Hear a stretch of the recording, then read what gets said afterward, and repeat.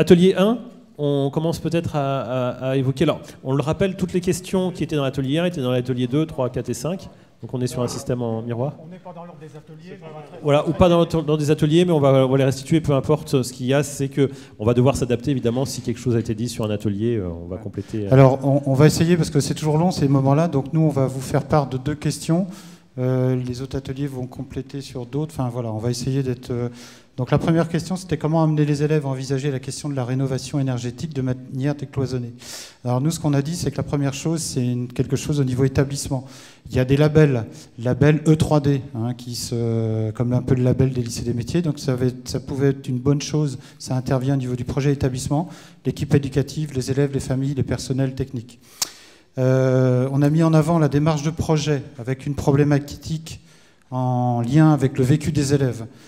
Donc un projet pédagogique, bien sûr. On voyait bien l'utilisation du BIM dans une approche collaborative. On parle dans certaines rénovations de diplômes de formation, de la co-intervention de formateurs. Et notamment, on se disait qu'il serait peut-être intéressant de sensibiliser nos collègues de l'enseignement général, les maths sciences, les lettres, à cette problématique-là. Parallèlement au projet, on a aussi parlé du chef-d'œuvre dans le lycée professionnel. On voit intervenir cette notion de chef-d'œuvre, c'est-à-dire amener un élève à se surpasser, à s'impliquer. On est un peu dans cette logique-là, et pourquoi pas à l'intermédiaire de cette problématique du bâtiment, de cette rénovation. Voilà pour la première question. Principe emprunté aux compagnons, qui effectivement font leur chef-d'œuvre et qui sont un objet de fierté pendant toute la carrière ensuite de l'ouvrier. Alors je passe à la question suivante. Quel type d'innovation pédagogique peut-on proposer dans le dispositif FIBAT ? Alors dans nos propositions, ce n'est pas toujours réellement de l'innovation, puisque c'est des choses qui peuvent exister déjà, mais on est conscient qu'il est important de placer l'élève comme acteur, et surtout donner du sens. Donc il y a une diversité d'organisations, de séquences pédagogiques, et on a noté en premier point évoluer vers la réalité virtuelle et augmentée. Donc ces outils-là, naturellement, ont tout leur sens, dans l'approche et dans les actions en lien avec le dispositif FIBAT. La scénarisation des séquences, là encore, c'est dans le but de toujours donner du sens. Ça veut dire qu'en amont, il y a une réflexion, il y a un temps de travail suffisant pour justement pouvoir mettre en place ces séquences dans le dispositif FIBAT. Ce qui a été évoqué également, c'est donc le design thinking. Alors, je prononce ça sûrement très mal. On a eu l'exemple qui a été montré à l'occasion de ces 2 journées de séminaire sur le jeu de cartes. Donc il faut là aussi viser la diversification dans effectivement ce qui est mis en œuvre au niveau donc des activités pédagogiques. Le chantier école, avec toutes les contraintes qui peuvent exister, liées au déplacement, liées effectivement à l'organisation de ce type d'activité, mais on a des situations qui s'y prêtent parfaitement, en partenariat avec des collectivités ou autres. Le Fab Lab également, donc ça fait partie, j'énumère un petit peu, je vais peut-être être assez rapide. La relation école-entreprise. Dans chaque académie, on a des cellules. Il y a donc un partenariat fort qui existe par le biais de conventions qui sont donc signées au niveau national et déclinées au niveau des territoires. Et là, souvent, donc, il y a beaucoup de partenariats qui peuvent être déclinés au sein des établissements, au niveau des territoires. Pour faciliter donc la démarche collaborative, tout ce qui est Moodle, entre autres. La mutualisation des projets pédagogiques, ça aussi, ça donne du sens. Là encore a été repris donc la démarche dans le cadre du chef-d'œuvre. Donc on en a parlé tout à l'heure, je n'y reviens pas. Et enfin, la co-intervention, mais on en a également parlé il y a quelques minutes. Voilà pour être suffisamment rapide et synthétique. Merci. Alors sur le même thème, je voulais juste, dans notre groupe, on avait pensé à quelque chose également, qui était l'intégration de ces modules de formation tout au long de la progression des différents diplômes. C'est-à-dire ne pas vouloir faire des modules ponctuels aux élèves qui risquent, d'un point de vue temporel, de leur apporter une connaissance qu'ils n'appliqueront pas directement, mais plutôt de l'intégrer vraiment dans l'ensemble de la progression sur les 2 ans, enfin 2 ans de CAP, 3 ans de bac pro, etc. Faire en sorte qu'on ne soit pas sur du théorique pendant longtemps afin que on oublie éventuellement les concepts, c'est passer directement ces concepts dans la réalité des formations. Alors, quelles autres idées ressortaient qui souhaitent intervenir? Vous avez pris quelques notes peut-être sur le téléphone? Alors, on peut parler également de la deuxième question. Vous y avez sur la 3.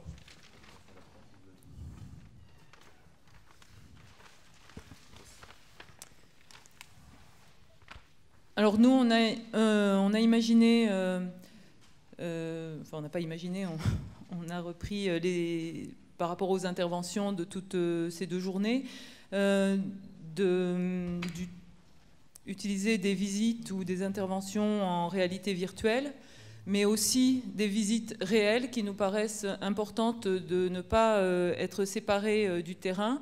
Et par contre, là, ce qui nous paraît important, c'est de faire des visites qui soient communes à plusieurs filières, avec une demande aux élèves, aux étudiants, d'établir un diagnostic, mais du coup en faisant croiser leurs différents points de vue propres à leur filière. On a pensé aussi utiliser la réalité augmentée comme ressource de données pour analyser des situations réelles, par exemple dans leur propre lycée, donc des situations situations non souhaitables. Ensuite, on pensait intéressant de faire travailler les élèves ou étudiants sur des projets qui impliquaient plusieurs filières, donc de différentes filières, mais aussi entre Bac Pro et BTS. Voilà, c'est tout. C'est intéressant ces histoires de visites que vous évoquiez en début avec des filières différentes. Alors, on le disait ce matin, la réalité virtuelle, c'est aussi pour éviter de faire les déplacements. On ne peut pas toujours les faire, on ne peut pas avoir un grand nombre d'exemples. Par contre, quand c'est possible, cumuler réalité virtuelle avec visite et en plus interfilière, ça c'est quand même quelque chose de... C'est une très belle idée. Voir sa réalisation, mais c'est une très très belle idée. Nous, ce qui nous paraissait important, c'est que les élèves des différentes filières, enfin je dis élèves ou étudiants, puissent se rencontrer, se croiser pour croiser leur point de vue, voilà, et leur regard. Et leurs compétences aussi, qui sont naissantes, mais qui sont réelles. Ce qu'ils ont appris dans leur propre filière, qu'ils les confrontent par rapport aux problématiques des autres filières. Et on parlait de collaboration, de lien, voilà, entre artisans, on est en plein dans le sujet. Et donc qu'ils puissent exprimer auprès des élèves des autres filières les problématiques de leur corps de métier, mais aussi écouter les interventions ou les problématiques des autres corps de métier. Très bien. Oui, parce que ce qui se passe, c'est quand on a des artisans qui laissent un peu tomber et qui passent au suivant, c'est qu'ils estiment qu'ils ont eu suffisamment de problématiques de leur côté. Ils se disent c'est au suivant de se débrouiller avec les siennes, je ne m'en occupe pas. C'était en s'appuyant sur cet exemple qu'on a imaginé. Ouais, très bonne idée. Autre constat ou autre proposition à travers ces ateliers donc, qui ont fonctionné, vous l'avez tous vu avec des post-it et en vrai laboratoire d'idées? Alors nous, sur la partie, on a plus travaillé sur toute la partie mise en œuvre pédagogique dans l'établissement, qui était sur le deuxième questionnement. Ce qui a été souligné par l'ensemble des gens qui ont travaillé, c'est qu'on avait une matrice qui était très riche à décoder, et tout le monde a reconnu la qualité et le contenu, mais c'est vrai que pour aborder l'ensemble des questions sur le temps imparti, ça a été très riche et très intense, très soutenu. Donc on a commencé par intégrer les modules, et après revenir sur les questions. Donc c'est pour ça que je vais venir par les questions. Donc on a identifié sur la première question qui était sur les besoins. Une des questions qui se posait, c'est l'interfaçage du BIM avec les différents corps de métier.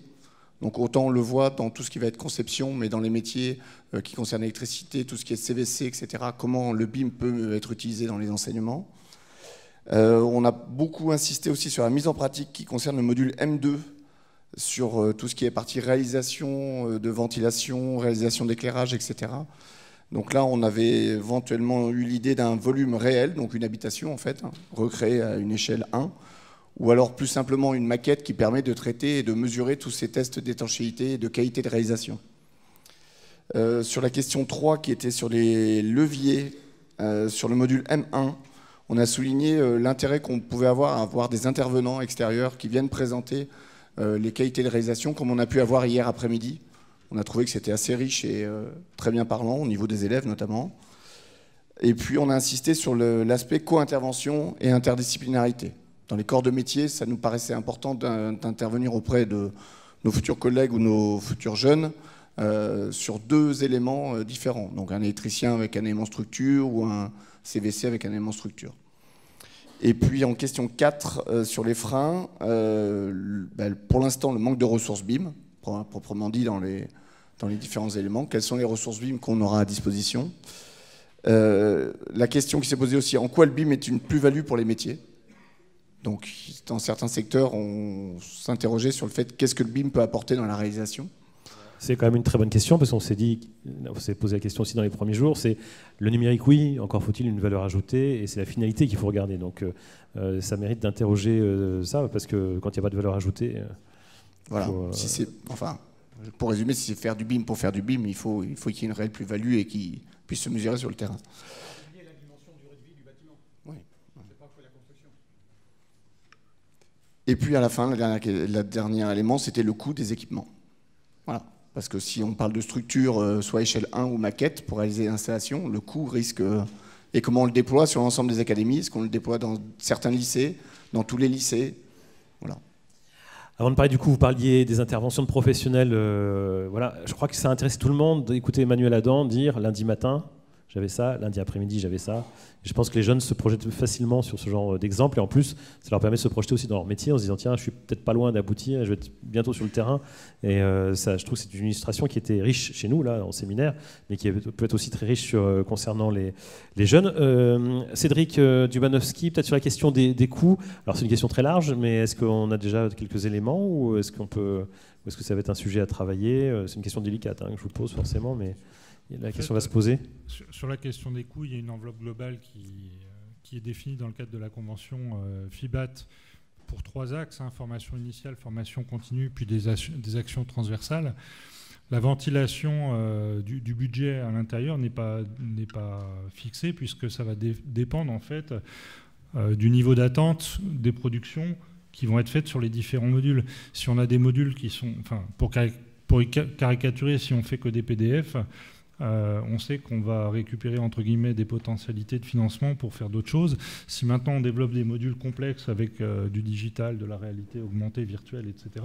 Donc actuellement, la prochaine phase, ça va être d'écrire le cahier des charges des attendus des 3 premiers modules, M0, M1, M2. Donc les enjeux, comment fonctionne d'un point de vue énergétique un bâtiment, et puis comment aborder la phase de diagnostic. Et donc, les premiers groupes de travail qui vont être montés, qui vont faire appel à des experts, qui soient experts d'entreprise ou experts de l'enseignement, vont viser à définir justement le cahier des charges. Et c'est là qu'on va pouvoir placer justement l'ambition, entre guillemets, pour démarrer. Donc la bonne nouvelle, c'est que ce n'est pas figé d'avance, ça va pouvoir s'adapter à ce qui est produit et aux volontés. Voilà, il n'y a pas des cases qui sont prédéfinies. On a une enveloppe globale assez importante d'ailleurs, et qui peut être ensuite ventilée en fonction des travaux qui sont menés. Est-ce qu'on avait dit l'essentiel concernant les ateliers, des idées, ou est-ce que vous voyez qu'on a encore un peu de temps? Vous avez fait très vite et très bien. Oui, alors allez-y. Alors, on va faire... venez sur scène qu'on puisse vous donner le micro plus facilement, et les commentaires sont bienvenus. Alors, on n'a pas appelé tout le monde non plus en une seule fois pour pas que la scène ne soit surchargée, mais effectivement, il y avait... Il fonctionne, celui-là? Alors, il y a ce micro pupitre ou il y a le micro main qui fonctionne très bien aussi. En termes de besoins, donc nouveaux ou prioritaires pour les élèves et les enseignants, donc il était nécessaire, selon le groupe, de travailler sur les techniques de rénovation, en particulier la mise en évidence de certaines pathologies. On revient sur la nécessité de faire appel à des experts, comme les témoignages qu'on a eus étaient probants. La démarche BIM et les outils. Alors il y a eu une entrée outils. Certes, il y a la démarche, mais il y a aussi l'outil en lui-même. Ensuite, des outils de modélisation thermique du bâtiment. Et puis pour des techniques d'animation en co-intervention. Tout à l'heure, on parlait en fait de la nécessité de faire de la formation avec des professionnels, et il s'avère qu'il y a des techniques de co-animation, de co-intervention, et il serait intéressant que certains enseignants soient formés. Tous ne le sont pas. Et puis, bien sûr, plus généralement sur l'usage des outils numériques, que ce soit techniques ou pédagogiques. On a vu des démonstrations assez intéressantes ce matin, mais pour autant, tout le monde n'est pas forcément formé. C'est vrai que si on parle de collaboration, il faut avoir les outils et les compétences pour. C'est ça. Très bien. Alors, en complément, on s'était dit, nous, quel besoin, on a déjà des plateaux Praxibat, et pourquoi pas s'appuyer déjà sur cela, et aussi des plateaux en établissement scolaire, en CFA, et donc globalement lister l'état de l'existant, ce qu'il manquerait, et puis avoir des supports qui permettraient d'avoir la bonne façon et la mauvaise façon. Et puis on s'était aussi intéressé aux 3 niveaux parce qu'il y aura un impact sur les leviers et le contenu, c'est-à-dire il y a un niveau formation les formateurs, les enseignants et les élèves, et puis il y aura un impact sur les différentes réformes qui viennent à venir et le temps à libérer pour nos enseignants. Sur les contenus. Sur les contenus, donc nous, le module M0 semblait ne pas être une priorité, on va dire, puisque depuis le plus jeune âge, on a déjà une information. Cette information est un peu récurrente tout au long du cursus de formation. Donc ce n'était pas forcément une priorité pour les membres du groupe. Et puis le module M4 qui était en fait plutôt du recyclage, en fait. C'est comme ça qu'ils l'ont qualifié, puisqu'il n'y avait rien de nouveau, on va dire, dans ce module-là, si ce n'est voilà, une formation sur les nouveautés dans le domaine. Pour le M5, pas forcément présentiel ou distanciel, c'est-à-dire il y avait des éléments qu'on pouvait très probablement dans la matrice identifier de manière différente. Et puis on s'est risqué à chiffrer le temps dispo qu'on pouvait mettre pour le groupe de formateurs, c'est-à-dire on s'est dit que 8 jours à dispo pour ces gens-là, ça pouvait, entre guillemets, être un effort supplémentaire, mais j'y reviendrai après, l'effort, il va falloir quand même le valoriser. Et puis, pour un enseignant, on s'est dit entre 3 et 4 jours, probablement qu'avec l'effet des réformes, ça pouvait effectivement peut-être rentrer dans le cadre. Sur les leviers, le groupe précédent l'a dit, je pense qu'une information claire, précise et partagée par tous, c'est le premier levier à enclencher, parce que si on n'a pas le soutien de tous, ça va être très compliqué de déployer les choses. Sur cette histoire de valoriser, alors je pense principalement à valoriser les formateurs, futurs formateurs.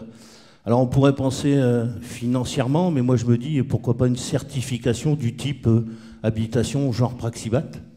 Ça vaut peut-être le coup en termes de valorisation. Sur ce groupe de formateurs, on s'est dit, on a des formateurs habilités Praxibat, pourquoi pas s'appuyer sur eux et déjà leur expérience pour les faire monter en compétences. Pour former, il faut des matériels adéquats. Alors on parlait de logiciels, on parlait de matériel, on parlait de support. Et puis quelque chose qui nous a paru à réfléchir, c'est dans les rénovations de diplômes en cours, pourquoi pas intégrer autant que faire se peut la matrice FIBAT, et pour être à peu près convaincu que ça se déroule bien, et pourquoi pas la rendre certificative comme la R408. Tu complémentes ? Oui, c'était juste un petit complément. Donc, rappelez que c'est une politique globale de transition énergétique, s'appuyer là-dessus. On parlait de valeur ce matin. Donc vraiment s'en servir comme un levier. Entrer par le champ habitat, alors on a beaucoup apprécié le fait d'avoir un décloisonnement des spécialités. Dans le groupe, il y avait une représentation un peu de différentes spécialités, différents métiers. Ça a été apprécié. De fait, au départ, on devait être que des spécialistes et au final, on s'est retrouvé avec des gens de toutes spécialités. C'était plutôt même un avantage dans la réflexion. Et on s'est dit qu'en termes de levier, ça pourrait être aussi intéressant d'avoir des formations où il y a un décloisonnement. Et puis autrement, les examens, ce matin on en a parlé. À partir du moment où on veut peut-être mettre en place des choses ou faire monter en compétence les gens, le passage par l'examen, c'est aussi une solution. Hein, on l'a vu ce matin. Et puis aussi avoir des outils numériques de formation et de suivi d'acquisition des compétences. Alors il y a un collègue qui parlait de Learning Management System, où nous on a des plateformes peut-être magistères qui vont être amenées à évoluer, un certain nombre d'outils comme ceux-là qui permettent en fait d'avoir un suivi de la formation. Voilà. Merci. Les freins ? Parce qu'il faut quand même qu'on parle des freins potentiels. Ah oui, c'était effectivement le sujet. Alors les deux premiers qui sont classiques, c'est la peur du changement. C'est l'inertie que ça peut engendrer, mais on y est régulièrement confronté. Le second, bien qu'on nous ait dit qu'on pouvait rêver, on a quand même mis le coût, alors aussi bien le coût de la formation que des équipements complémentaires. Un qu'il faut qu'on intègre, c'est les différentes règlements thermiques dans les dom-toms. Je pense qu'il y a ça qu'il faut prendre en compte. Et une deuxième qui mérite attention, c'est 2050 sera fait de quoi? Et est-ce qu'il ne faut peut-être pas déjà penser à la très basse consommation et puis la durée le cycle de vie d'un produit en même temps dans ces formations? Ce qui est maintenant d'ailleurs embarqué dans les réflexions de l'ADEME, c'est qu'auparavant on parlait rénovation, efficacité à un temps T.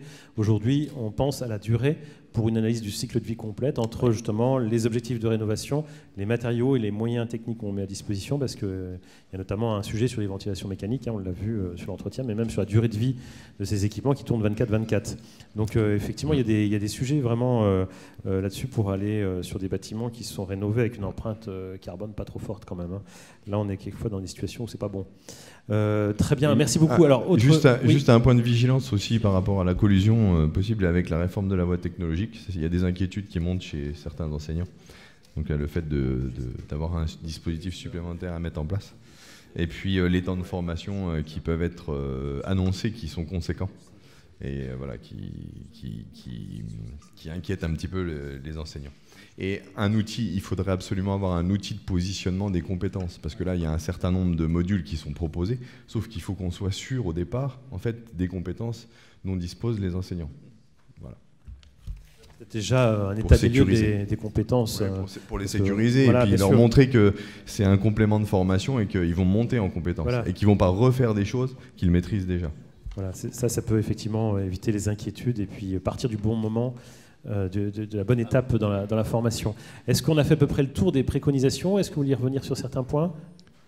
Oui, on voulait juste revenir sur un point effectivement concernant les freins et les modalités d'organisation en académie, concernant encore les professeurs référents, parce que nos professeurs sont déjà relativement bien occupés face à leur classe et toutes ces journées de formation vont nécessiter encore du temps à dégager pour eux et que ça n'en pâtisse pas justement face à leur classe en étant mobilisés pour pouvoir monter en compétences. Alors il faut effectivement préparer leur montée en compétences dans un premier temps pour qu'eux puissent dispenser les savoirs, mais donc cette partie intermédiaire ne va-t-elle pas être préjudiciable à nos élèves en attendant, quoi. Et pour limiter ça, sûrement c'est une petite anticipation. Or, on a vu que les délais étaient courts, donc comment on fait pour avoir suffisamment d'anticipation dans des délais qui sont assez contraints? Ça va être sûrement un sujet. Ce qui est ressorti à chaque fois, c'est quand même aussi l'impact sur les examens. Je pense que là, j'ai vu Cédric Dumanowski qui prenait pas mal de notes sur tous les aspects, mais il y a la question écho au niveau des examens qui a d'ailleurs été au programme, puisqu'on a terminé là-dessus ce matin. Ça, c'est un point qui est ressorti dans tous les ateliers. C'est comment on a finalement écho de ces changements au niveau des examens. C'est à vous? Oui. Donc, pour compléter aussi par rapport aux besoins, donc il y en a qui ont déjà été dit, mais donc nous on a trouvé que c'était important aussi même pour des contenus de base pour lesquels il n'est pas nécessaire de former de nouveau les enseignants sur des thématiques qu'ils maîtrisent, mais ce dispositif va impliquer des nouvelles didactiques pour lesquelles les enseignants ne sont pas formés, et donc il faudrait prévoir cela. Bon, on a aussi parlé du BIM, mais là je ne sais pas si ça avait été évoqué, mais le diagnostic dont on a parlé surtout hier, je pense que les enseignants non plus ne sont pas formés pour cela, en allant au-delà de la connaissance, des connaissances scientifiques du bâtiment. Du côté du matériel, contrairement à ce qu'a dit un des collègues tout à l'heure concernant les plateaux techniques, de notre côté, il a été évoqué une insuffisance de plateaux techniques ou une disponibilité ou une accessibilité insuffisante. Et puis, il a été surtout parlé de matériel informatique et logiciel, et surtout de matériel qui soit adapté aux logiciels qu'on allait y faire tourner et aux applications qu'on allait y faire tourner, qui étaient sûrement qui nécessitaient un matériel plus performant que la simple bureautique. Et conjointement à à cet aspect d'informatique, comme frein, il a été évoqué la réactivité et les compétences et la rapidité, enfin, ou des installateurs, des installations et de la maintenance des systèmes informatiques dans les lycées, qui étaient souvent compliqués et pas toujours réactives à mettre en place pour des logiciels lourds, gourmands, etc., et les réseaux, etc. Si je continue sur les autres aspects. Alors les leviers, on en a... Peut-être pendant que vous cherchez, Cédric Dubanowski, sur la question des logiciels, enfin de tout l'aspect informatique. Alors ça, c'est vrai qu'il y a des situations, je ne parle pas du dernier point, hein. La régie, les régisseurs dans les lycées, chaque situation est différente, mais peut-être sur l'équipement informatique, et qu'est-ce que ça vous inspire? Il y a peut-être des axes d'évolution. On l'a vu avec les examens de Bac Pro, TB2E, TB2A tout à l'heure. Il y a des montées en équipement qu'on peut peut-être provoquer. Après, c'est vrai que la gestion du parc immobilier et des équipements revient aux conseils régionaux. Moi, dans mon académie, on a fait un groupe de travail avec les collègues inspecteurs, avec la région, pour travailler là-dessus. Il faudrait qu'effectivement cette problématique... Le jour où on va dire qu'il faut utiliser la réalité virtuelle dans les salles de cours, effectivement, il faudra des ordinateurs suffisamment puissants. Alors, on n'aura peut-être pas besoin de 15 ordinateurs pour 15 élèves. Donc, il y a besoin de réfléchir à tout ça, effectivement. Mais c'est clair que de nouveaux usages plus évolués en informatique nécessitent effectivement un accompagnement des personnels capables d'installer les logiciels. Et c'est évident, on a déjà le problème, hein, de toute façon. Après, pour la deuxième partie de l'atelier, donc il y a eu un foisonnement d'idées pour la question de la rénovation énergétique de manière décloisonnée. Donc il y a eu beaucoup de réflexions sur une sensibilisation à la rénovation énergétique dès le collège et la classe de seconde, en impliquant l'enseignement général, et donc sur des projets pluridisciplinaires, donc en s'axant à ce niveau-là sur le confort dans le bâtiment, donc des problématiques qui sont moins techniques que ce qu'ils aborderont en lycée et en enseignement supérieur, mais qui sont peut-être plus proches des problématiques qu'ils peuvent... que des clients pourraient rencontrer quand ils cherchent à rénover leur habitat. Une deuxième piste était la collaboration de différentes filières,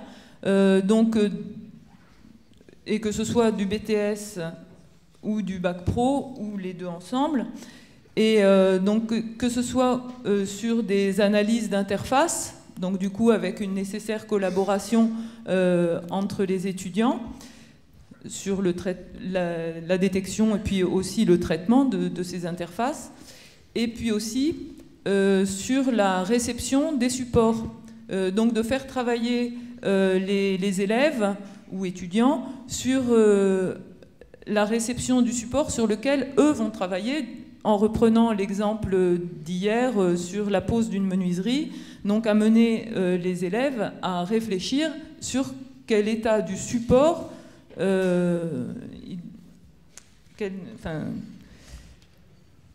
c'est pas grave. L'idée là, on a le souvenir de ce qui s'est dit, effectivement, il n'y a pas de souci, on a bien compris. Ensuite, vous vouliez intervenir également pour compléter? Beaucoup de choses ont déjà été dites, mais donc, pour reprendre un petit peu ce qui s'est dit dans notre groupe, donc, comment amener les élèves à envisager la question de la rénovation énergétique de manière décloisonnée. Donc on peut-être activer ou réactiver les notions de chantier-école, voilà, qui existent dans certains endroits et qui peuvent peut-être être accentuées. Les projets pluridisciplinaires, principalement en enseignement professionnel entre différents corps de métier, qui peuvent conduire à des projets qui permettent aux élèves de travailler ensemble à travers des métiers différents. La seconde, des familles de métiers, qui peut apporter la transversalité aussi. Et puis peut-être les PFMP, on pourrait demander aux élèves, lorsqu'ils vont en PFMT, de revenir avec des témoignages de situations qu'ils ont analysées ou vécues en entreprise autour de la problématique, pour pouvoir ensuite en rediscuter en cours, au retour des PFMP. Ensuite, les évolutions des examens, ben oui, là on pense que les examens peuvent être un bon levier pour faire bouger les lignes. Par exemple, on pourrait imposer graduellement dans l'ensemble des diplômes du bâtiment et de l'énergétique le BIM, pour pouvoir avoir une entrée formalisée. Et puis dans certains cahiers des charges des examens, dans le cadre de la validation des projets qui servent comme support, on pourrait aussi préciser certains points. Ensuite, les innovations, donc réalité virtuelle, embarquée, augmentée. Les projets collaboratifs avec des scénarios multicorps d'État à partir de cahiers des charges réelles d'entreprise. Les formations hybrides, donc là, principalement on a pensé ça principalement pour les formations des enseignants. Et puis de développer des projets entre divers niveaux de formation et entre diverses filières. Voilà. Mais ça a déjà été dit. Les académies qui sont identifiées, donc, dans notre groupe, on a déjà identifié Dijon, Nantes, Caen, Rouen, à partir principalement des travaux de cette réunion. Après, il y a d'autres académies qui ont développé, par exemple, les plateformes Praxibat, sur lesquelles il peut y avoir un lien à trouver. Ensuite se pose, pour les modalités, pour le déploiement, on s'est posé la question du positionnement des enseignants, sachant que là aussi, on a noté peut-être une grande disparité suivant les profils d'enseignants. On a des enseignants qui ont, par exemple, quasiment toutes leurs qualifications qualité ENR pour intervenir en formation continue, donc qui sont plutôt déjà bien appliqués. On a des animateurs de plateforme Praxibat dans certaines académies. Tout à l'heure, effectivement. Ouais. Donc avoir déjà peut-être un petit audit de départ. Et puis se poser la question d'avoir des formateurs nationaux qui soient très bien formés pour pouvoir relayer toute cette formation. Voilà. Merci beaucoup pour cette synthèse. Alors, ce que je disais tout à l'heure, on peut vous applaudir déjà pour ce travail.